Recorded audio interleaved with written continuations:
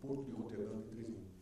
Então, é evidente, o risco é muito baixo dessas mercadorias serem identificadas. E depois que entrou no mercado, aí fica mais difícil ainda. Né? As apreensões que são feitas na 25 de março, mensalmente, promovidas por escritórios representando as empresas prejudicadas, é impressionante. Você faz a apreensão na segunda-feira, na terça-feira o mercado está intacto. O estoque foi reposto imediatamente. Qual comerciante, dentro da lei, consegue essa proeza? É impossível. Por quê? Porque a estrutura que está por trás, ela é altamente sofisticada. E ela movimenta toda essa engrenagem de máfia, de organizações criminosas. Todos os contêineres, a maioria dos contêineres apreendidos de produtos eletrônicos, invariavelmente você encontra tóxico, drogas, armas e munição. É a visão empresarial, otimizar o espaço. Então você coloca tudo no contêiner. Se você colocar uma câmera dentro de um tênis e conseguir colocar dentro do outro um saco de cocaína, vamos aproveitar o espaço. Essa visão de lucro que move as organizações criminosas, que é o que está representado aí. E uma outra figura, como é que essas organizações criminosas são mantidas? Onde elas obtêm os seus recursos? De todas essas outras práticas. E quando eu falo em trabalho escravo, falo, não, trabalho escravo também é demais, isso é só na China. Recentemente, uma residência, aparentemente era uma residência, no Bom Retiro, pegou fogo. Morreram 2 crianças bolivianas que estavam presas com seus pais num porão, fabricando roupas que foram para serem vendidas lá no mercado do Brás, naquela região do Brás e Bom Retiro. E o que se apurou é que era o regime da tranca. O que é o regime da tranca? Essas famílias bolivianas, elas são presas no porão às 6 horas da manhã e só saem depois que cumprirem a meta de produção do dia. Só depois que conseguirem aquele número de roupas, enfim, aí sim elas são libertadas no final da noite. Né? Então, é esse regime que é adotado e que a gente não tem conhecimento. Por isso que é importante a gente enfatizar, e temos inúmeros exemplos das ações policiais demonstrando isso. É uma grande engrenagem de ilegalidade, sofisticada, poderosa, sem limites de recursos e de fronteiras, e que desconhece completamente a lei. E nós temos que competir com essa estrutura. Essa é a nova, o novo desafio que nós também temos que enfrentar no Brasil. Ou seja, não só a questão da competitividade, respeitando as leis, pagando os tributos, o que já é para o mercado brasileiro uma demonstração de competência inequívoca, mas nós temos que competir com o lado oculto da força, né? Esse lado que ninguém vê, né? Que atinge diretamente o nosso mercado, atinge diretamente a nossa competitividade, prejudica os consumidores e que nós, muitas vezes, ficamos sem ação. Né? Levando essas questões, discutindo essas questões com autoridades, por exemplo, da Receita, nós percebemos um certo imobilismo. Né? Ou seja, as ações têm que ser coordenadas, nós temos que ampliar os cargos, não de confiança, cargos de confiança chega, mas na missão do Estado nós temos que fortalecer esses funcionários públicos tipicamente de Estado. E nós não fazemos isso. E achamos que isso faz parte da situação que nós vivemos. Não faz. Nenhum país com o nosso mercado pode se omitir com relação a essas práticas ilegais.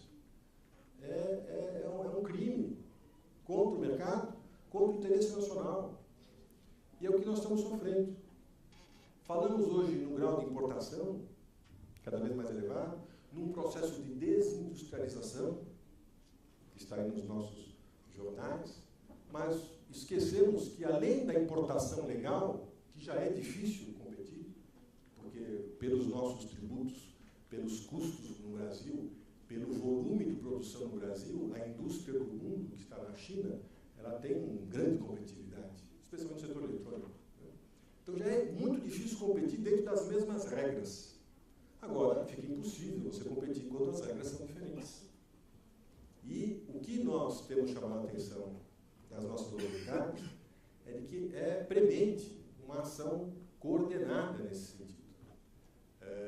Defendo, sim, a colocação de mais funcionários nas nossas linhas de fronteira. Defendo, e temos apresentado como fazer isso, a instalação de scanners de containers para os nossos portos e aeroportos, num regime diferente do que a Receita tinha adotado, que infelizmente ela voltou atrás, né, que não há compra do scanner, que é caríssimo. Né? A recente licitação que foi cancelada, pelo menos essa foi a informação que eu recebi, de um dos setores da Receita, de que foi cancelada a licitação de 300 milhões de reais para comprar 37 scanners. É um valor muito alto, realmente o scanner é caro. Mas o que é pior é o dinheiro jogado fora. Nós sabemos no serviço público que não existe verba para manutenção de nada. Né? Por isso que os prédios públicos vão definhando, porque não tem manutenção. Né? Dificilmente você consegue, no orçamento, viabilizar lá uma verba para a manutenção. Muito menos para a manutenção de equipamentos sofisticados. Ou seja, e esse produto é muito frágil, muito complexo, ele pode rapidamente ser colocado fora do funcionamento. Então, não é para comprar scanner. A nossa sugestão sempre foi de fazer a licitação de serviços. A empresa que ganhar a licitação, ela vai comprar esse scanner, vai instalar o scanner, vai fazer a manutenção do scanner, e o usuário que está importando vai pagar uma taxa por container. Fizemos até um levantamento disso. Seria algo em torno de R$60 por container escaneado. Levamos isso ao Ministério da Indústria e o secretário da época da produção industrial falou, olha, uma medida dessa muda a balança comercial brasileira. Porque nós não temos noção do que entra. Ele, depoimento dele. E não tem mesmo. Ou seja, se cada 5.000 containers em Santos você consegue identificar o conteúdo de 1%, o que entra no resto? Ninguém sabe. Nós vamos encontrar isso depois no mercado, com certeza. Então, esse é um processo que eu sempre tenho chamado a atenção, porque estamos aqui defendendo os nossos reais interesses. Não é uma defesa da indústria ou do comércio formal. É uma defesa do interesse nacional. Estamos perdendo muito com estas práticas ilegais que pervertem completamente a relação de mercado. Por fim, eu apresento alguns dados. O primeiro dado, eu acho que está muito aquém da realidade. Aponta que nós perdemos, com a sonegação no Brasil, 40 bilhões de reais ao ano. Uma pesquisa de 7 setores mostrou mais de 17 bilhões. Algumas operações da Polícia Federal, uma operação só representou mais de 1,5 bilhão de reais. Então, esse número está aquém, acho que, da realidade, mas, de qualquer forma, é uma expressão do que nós perdemos. Por dados também do Ministério da Justiça, 2 milhões de empregos poderiam ser gerados com a formalização de diversos setores do nosso mercado. E dados gerais, e aí mostra como que houve uma reversão, né, desse comércio ilegal, as organizações criminosas começaram a optar pela pirataria, pelo contrabando, pelo descaminho. Por quê? O lucro é tão grande quanto e o risco é muito baixo. Então, uma mentalidade empresarial, eu vou investir, ou o meu risco é menor. E é o que o crime organizado tem feito. Está investindo mais e mais na pirataria e no comércio ilegal. Já passou o tráfico de drogas.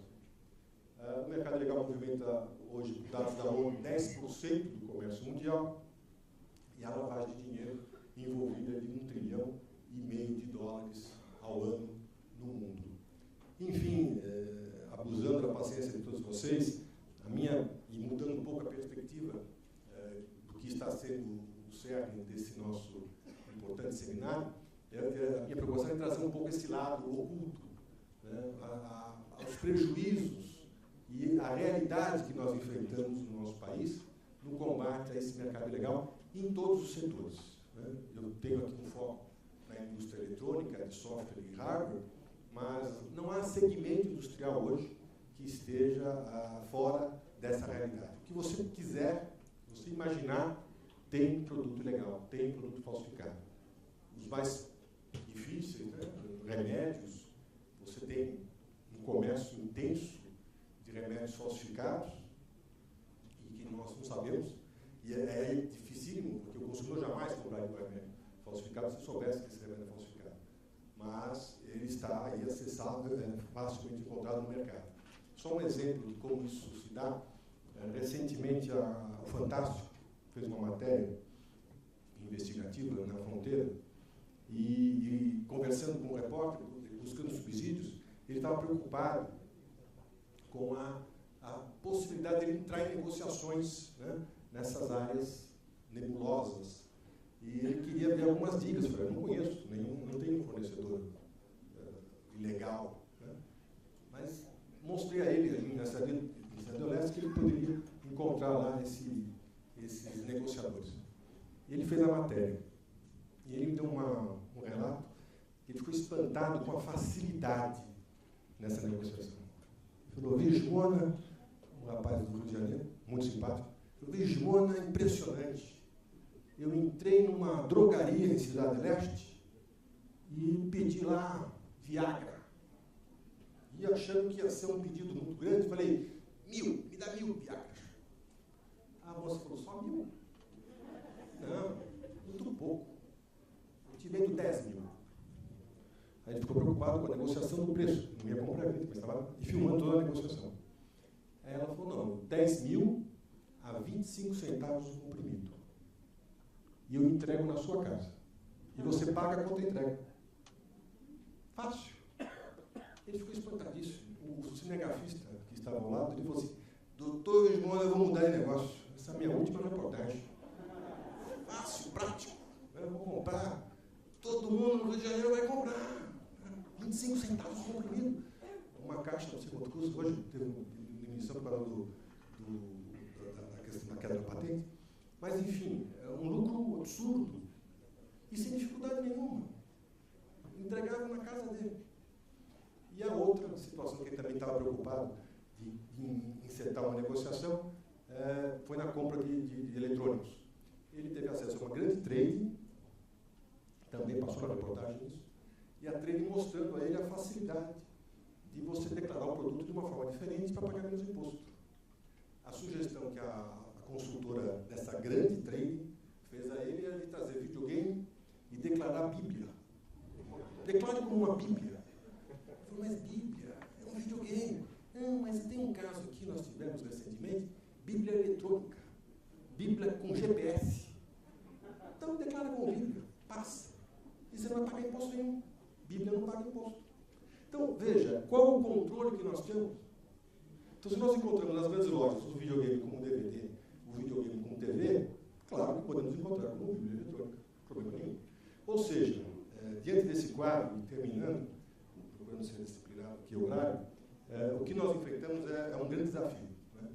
As empresas nacionais, as empresas aqui instaladas, se dedicam, porque tem algo a zelar, porque são rapidamente identificadas, tem que zelar pelo cumprimento da lei, a todas as disposições legais, atender as posturas municipais, estaduais, federais, todas as agências reguladoras, enfim, este grande paraíso dos advogados.